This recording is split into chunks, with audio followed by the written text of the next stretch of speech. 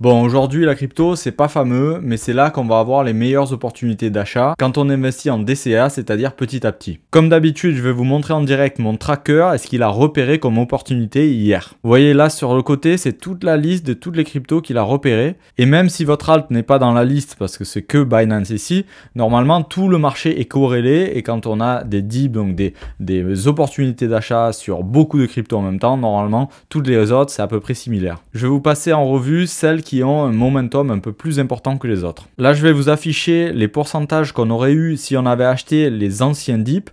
Donc là, par exemple, si on avait acheté celui-là en août 2024, on aurait eu un retracement de 30%, donc c'est-à-dire on aurait gagné 30% ici, 77% ici et 437% ici. Donc 400% ici, c'est que si vous avez mis 1000 € ici, vous auriez eu 5000 € ici. C'est quand même énorme. On voit qu'on n'a pas eu non plus un sans faute. C'est pour ça qu'il faut investir petit à petit sur les cryptos, ça bouge beaucoup.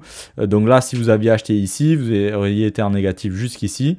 Et ensuite, vous aurez eu du profit. Mais il faut être patient, ça c'est comme tout dans l'investissement. Si vous n'êtes pas patient, c'est sûr que vous allez vous rater. Ensuite, on a eu AGLD. Ici, bien marqué sur AGLD, à chaque fois c'était un creux. Ensuite, on a DIA, donc on voit que c'est encore super bien marqué. Tac, tac, tac, tac, c'était toujours dans les creux. Ensuite, on a Uni, donc Uni encore super bien marqué, ça marque bien tous les bottoms. Donc on en a eu un hier ici. Ensuite, on a Super USDT. On voit qu'on a eu une flopée ici, on est sorti en profit juste après. Ensuite, on a CVC. CVC aussi, pas mal du tout.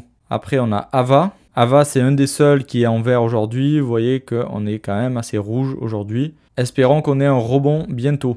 Si vous avez du mal à investir et que vous avez besoin d'outils comme les miens pour investir confortablement, alors venez sur réussirinvestir.com et je vous aiderai.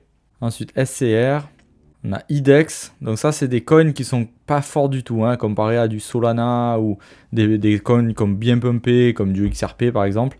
On voit que la tendance est quand même baissière ici et qu'on est contenu dans un range. Bon, ça n'empêche pas qu'il y a des rebonds et des rebonds assez conséquents, hein. On peut faire du 150% ici. Hein. Ensuite, OG aussi, il a super bien marché. Donc on peut s'attendre à un rebond, ça peut très bien continuer à descendre et puis donner un rebond plus tard. Par exemple là on a mis 250 jours à faire le plus haut. Et ici on a mis 170 jours pour faire 200%. Ensuite on a Chess, on a 3, on a ZIL, on a FXS, tendance très baissière.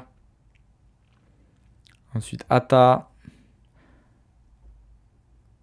Alpaca, Aergo, RLC, TKO qui fait un rebond ici, AI, TWT, UFT et CVX. Bon, voilà, et ici vous avez tout le reste de toute la liste. Maintenant on va voir Bitcoin et Ethereum où ils en sont. Sur Bitcoin, le tracker a repéré un achat en 4 heures. Donc tout ce que je viens de vous montrer avant, c'était en daily. C'est une unité de temps un peu plus forte. En fait, là, en 4 heures, on vient zoomer dans le prix.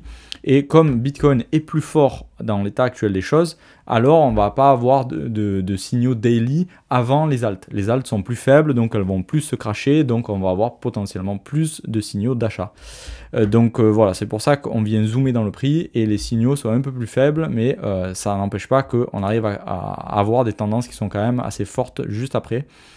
Donc voilà, il faut voir si c'est pas juste un rebond pour marquer une tendance baissière ou vraiment marquer le dip ultime pour pouvoir repartir sur les plus hauts. Comme je vous rabâche sans cesse, les crypto-monnaies sont très liées au marché américain et au marché en général. Donc ici, c'est mon petit calcul favori qui est le Nasdaq divisé par la masse monétaire. Je vous disais donc il y a quelques jours qu'on se rapproche d'une zone de danger. Ici, vous voyez la moyenne mobile, on vient taper dessus. Et ça, dans une unité de temps assez longue. Donc, c'est-à-dire que c'est très fort.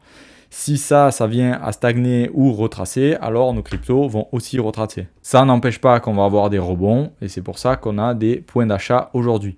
Ensuite, ceux qui me disent que l'analyse technique ne marche pas, regardez cette charte, c'est le Bitcoin divisé par la masse monétaire. Là, on s'est extrait d'un méga range, c'est quand même assez clair. On ne peut pas faire plus clair, donc pas besoin d'écouter toutes les news. Regardez juste ce graphique et on vient buter sur le plus haut qu'on avait créé en 2017. C'est quand même assez fou. Donc là, on n'est toujours pas sorti de l'auberge parce qu'on n'a pas transpercé et on n'a pas marqué de tendance haussière encore. Donc est-ce que c'est le top parce qu'on n'arrive pas à passer cette zone très très dure qu'on a passé depuis, qu'on bute dessus depuis longtemps? Et ici, regardez le momentum, il est encore bull. Mais il ne faut pas négliger ce point haut ici, qui va être peut-être un peu plus dur à passer que prévu. Et si par exemple le Nasdaq et le S&P n'arrivent pas à passer comme ça, comme dans du beurre, alors là on aura un peu plus de mal. Et comme par hasard, c'est sur la mèche ici qu'on a créée en 2017. Sur Ethereum, encore moins beau. Regardez, on a fait des plus hauts de plus en plus bas. Et là, on vient consolider. Donc là, c'est pas mal. Si on arrive à consolider ici et qu'on repart vers le nord, là, ça fera une belle zone d'accumulation. Par contre, le momentum, il n'est pas oufissime encore. Il n'est pas venu confirmer ici si on vient arriver à buter sur la moyenne mobile au milieu ici que vous voyez. Alors, ça sera bon pour un rebond et éventuellement une cassure de tout ça. Et là, ça sera, je pense, la folie des alts. Je vous disais dans une autre vidéo que tant que cette charte n'a pas marqué son plancher, alors les alts ne performeront pas contre BTC. C'est-à-dire que voilà, l'altizone va se déclencher une fois que ça va devenir bull. Donc on voit que le momentum, il n'est pas oufissime. Ici, on voit qu'on a une moyenne mobile depuis le début de la charte qui est très solide. Et pour l'instant, on vient faire mine de se poser dessus. Donc on est encore un peu tôt pour valider cette information-là. Ça peut très bien transpercer. Et là, ça sera moins rigolo.